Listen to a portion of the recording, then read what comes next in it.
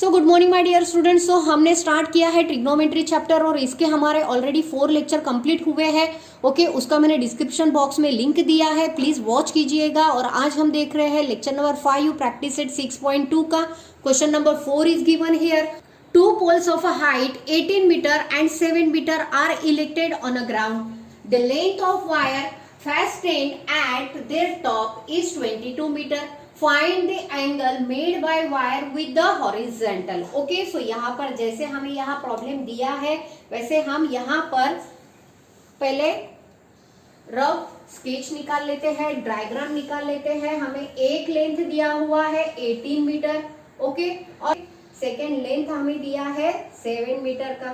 सो यहाँ पर 7 मीटर का पोल हमने इलेक्टेड किया है। ओके, अब देखिए यहाँ पर ग्राउंड जो है, ग्राउंड में इलेक्टेड किया हुआ है, यानी यहाँ पर ये खंबे गाड़े हैं। ओके, सो ये है हमारे दो पोल्स। इसका हम मेजरमेंट लिख लेते हैं। ये है 7 मीटर और ये टोटल है 18 मीटर का। ओके, उसके बाद में हमें कहा है कि फैंस्टेड किया हुआ है देयर टॉप्स, इसका टॉप और इसका टॉप, तो इसको हमने जोड़ दिया है वायर से। तो एक वायर से अगर हम जोड़ देते हैं ऐसे, तो ये जो जोड़ने वाला वायर है ये है 22 मीटर का। ओके, यहाँ तक के तो हमें फिगर समझ में आया। अब देखो क्या कहा है हमें, find the angle made by wire with the horizontal. अब वायर जिसको यहाँ पे ज्वाइन किया हुआ है इससे, तो ये हॉरिजॉन्टल लाइन है, तो पहले हम यहाँ पर ऐसे परपेंडिकुलर हॉरिजॉन्टल ड्रॉ कर लेते हैं। ओके, फिर यहाँ पर हमने हॉरिजॉन्टल ड्रॉ कर लिया है। अब ये जो एंगल बन रहा है यहाँ पर थीटा, ये हमें फाइंड करना है। ओके, ये जो वायर यहाँ पर ये जो एंगल बन रहा है थीटा, यहाँ पर हमें ये फाइंड आउट करना है। अब हमें मालूम है ये अगर 7 सेंटीमीटर है तो ये भी तो 7 सेंटीमीटर ही होगा। सो यहाँ से यहाँ तक का जो मेजरमेंट है वो होगा 7 मीटर। ओके, सो पहले हम इसको नेमिंग कर लेते हैं। इसको कहेंगे हम A, B, C and D, और ये परपेंडिकुलर जो है इसको हम कहेंगे M। ओके, सो चलो देखते हैं। अब सॉल्यूशन में लिखेंगे late AB be the first pole and CD be the second pole। अब देखो हमें क्या लिखना है, AC be the length of wire। Okay, so यहाँ पर पहले मेजरमेंट लिख लेते हैं। AB is equals to 7 metre, AC is 22 metre, और यहाँ हमें दिया हुआ है CD इज 18 मीटर। यह ड्रॉ किया है, draw AM is perpendicular on CD। So यहाँ पर ये ड्रॉ करने से यहाँ हमें एंगल थीटा मिल गया है, तो यहाँ पर लिखेंगे let angle of elevation is theta.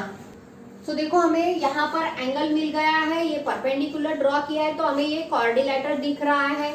सो यहाँ पर लिखेंगे इन क्वाड्रिलेटरल ABDM। सो देखो ABDM में हमें क्या दिख रहा है, M angle M equals to angle D equals to angle B is 90 degree. 90 degree का दिख रहा है हमें ये। ओके, रेक्टेंगल दिख रहा है, तो so remaining angle is also 90 degree, तो ये भी क्या हो जाएगा, 90 डिग्री का हो जाएगा। सो यहाँ पर लिखेंगे हेंस रिमेनिंग एंगल, और यहाँ लिख सकते हैं हम angle A is also 90 degree. Okay, so ये क्या हो गया है, रेक्टेंगल हो गया है। सो यहाँ पर लिखेंगे क्वाड्रिलेटरल ABDM इज रेक्टेंगल। अब ये रेक्टेंगल हो गया है तो इसके अपोजिट साइड्स कैसे हो जाएंगे, इक्वल। सो यहाँ लिखेंगे हम A B is parallel to M D, so A B is equals to M D equals to 7 metre, ऐसे लिख सकते हैं हम यहाँ। ओके, देन हमें फाइंड करना है यहाँ पर सी एम। ओके, सो देखो C M easily find out कर सकते हैं यहाँ पर, कैसे करेंगे? C M D is C D equals to C M plus D M, D M को या एम डी कहो। तो सी डी कितना है? 18 है। सी एम हमें मालूम है नहीं, फाइंड आउट करना है, लेकिन M D is 7 metre. So यहाँ 18 minus 7 equals to C M, so C M is 11 metre. यहाँ पर सी एम निकल गया है 11 metre. Okay, angle find out करना है हमें। सो यहाँ पर पहले हम लिख लेंगे angle triangle AMC sin theta equals to opposite upon hypotenuse, और अपोजिट साइड क्या आ रहा है हमारा? CM upon AC। CM का वैल्यू कितना है? 11/22। सो यहाँ पर साइन थीटा इक्वल्स टू 1/2 मिल गया हमें, but yes sin 30 is 1/2। So theta का वैल्यू यहाँ पर हम ऐसे लिख सकते हैं sine theta equals to sine 30, sine sine cancel हो जाएगा, hence theta equals to what? 30। Hence the angle made by the wire horizontally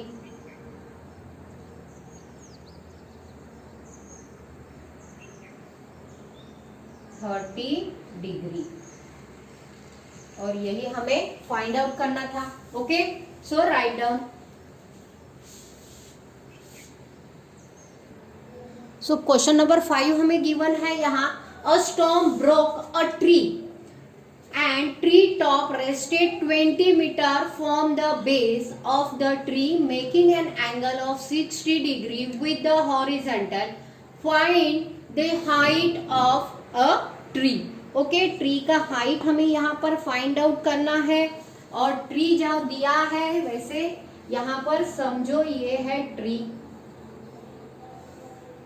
okay, ये ट्री है यहाँ, ये अगर ब्रोक हो गया यहां से तो ऐसे डाउन में ये गिर रहा है, ऐसे 20 metre away from the base of the tree.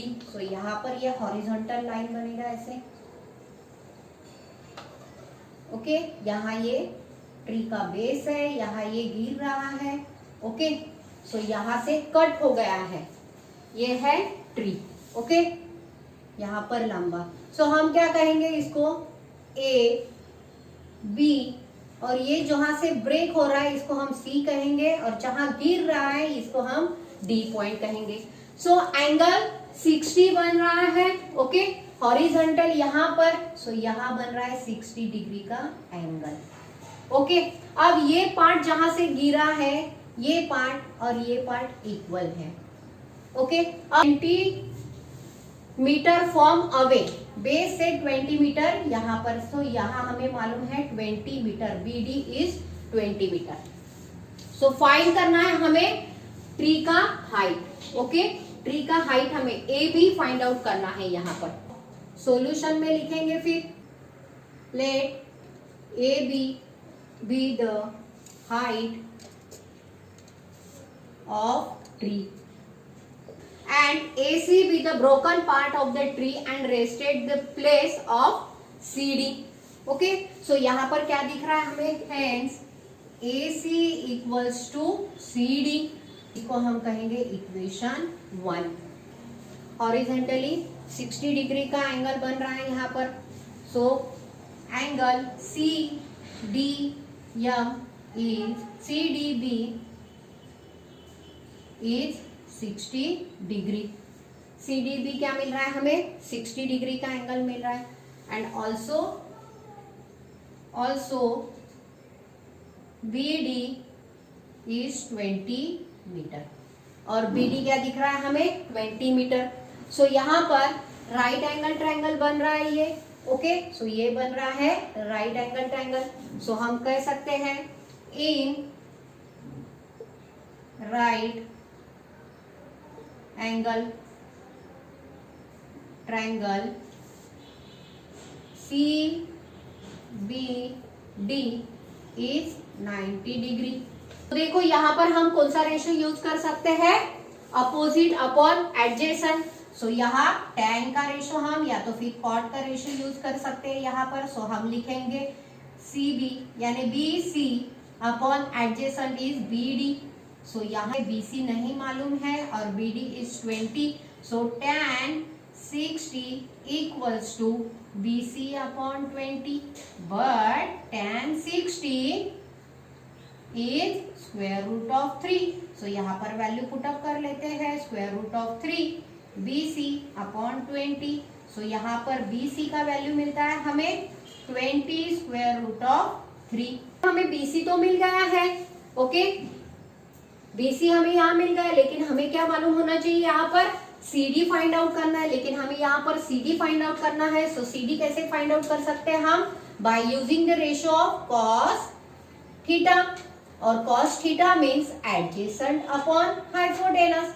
Okay so यहाँ पर cos 60 equals to adjacent side means 20 divide by hypotenuse CD।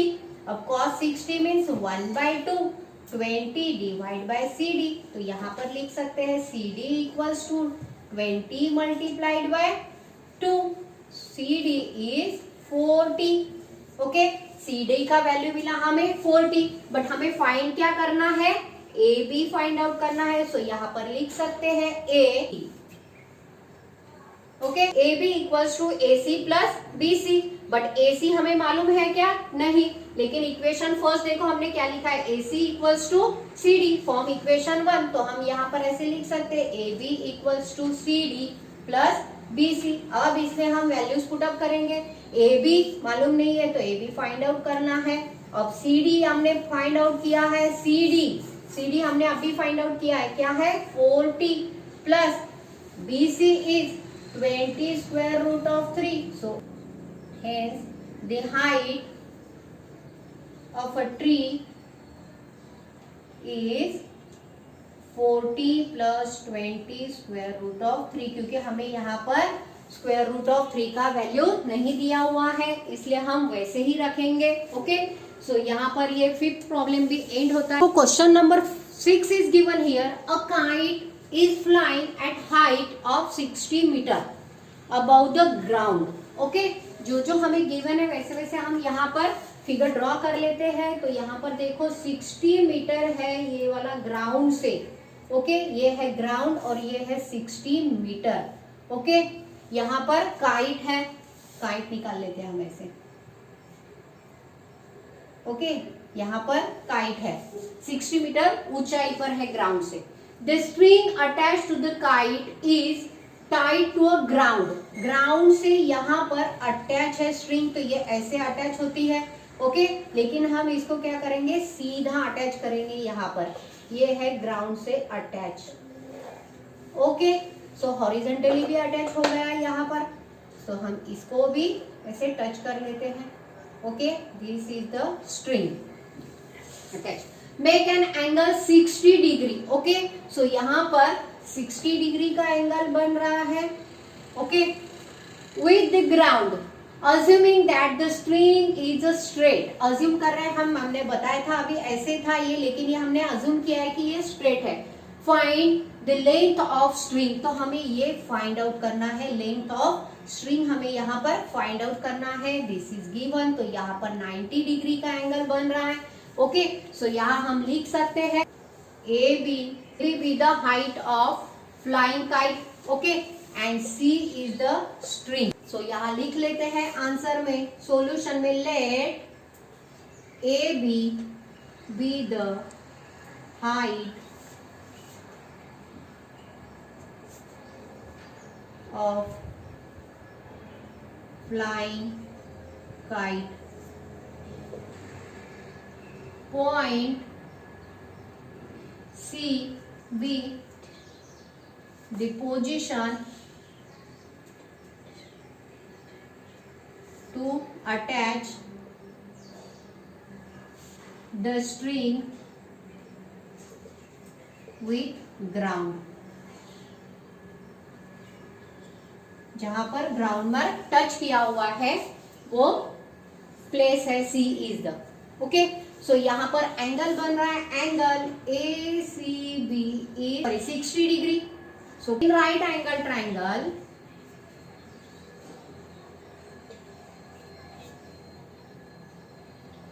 Triangle A B C. यहाँ पर हम कौन सा रेशियो यूज कर सकते हैं अपोजिट अपॉन हाइपोटेनस के लिए? Sine theta. Sine theta equals to opposite upon hypotenuse. Opposite means A B upon A C. So यहाँ लिखेंगे sine 60 degree equals to A B means 60 और यहाँ ए सी हमें फाइंड आउट करना है. But sine 60 is square root of 3/2 लेते हैं. Square root of 3/2 equals to 60 divide by AC. तो यहाँ पर हम क्रॉस मल्टीप्लाई करेंगे तो हमें मिलेगा AC multiplied by square root of 3 equals to 60 multiplied by 2. तो यहाँ ये तो स्क्वायर रूट ऑफ 3 है वो डिवाइड में चला जाएगा. तो यहाँ लिखेंगे AC equals to 120 divide by square root of 3. So देखो यहाँ पर हमें वैल्यू गिवन है स्क्वायर रूट ऑफ 3 का. सो डिवाइड करने के लिए थोड़ा डिफिकल्ट हो सकता है. 120 डिवाइड बाय 1.73. तो हम क्या करेंगे? रेसिप्रोकल करेंगे. यहाँ पर AC equals to 120 multiplied by √3 divide by √3 and multiplied by √3. Okay, इसको कैंसल नहीं करना है, रेसिप्रोकल कर रहे हैं हम. तो AC का वैल्यू मिलेगा हमें 120 multiplied by square root of 3 divide by 3. So इसको इससे डिवाइड कर लेते हैं तो AC का वैल्यू मिलता है हमें यहाँ पर 40 multiplied by square root of 3. So AC equals to यहाँ वैल्यूज पुटअप कर लेंगे 1.73. इसको अगर हम मल्टीप्लाई करेंगे तो AC का वैल्यू मिल रहा है हमें 69.2 मीटर. ओके, सो यहाँ पर क्या फाइंड आउट करना था? Find the length of the string. तो यहाँ लिख लेते हैं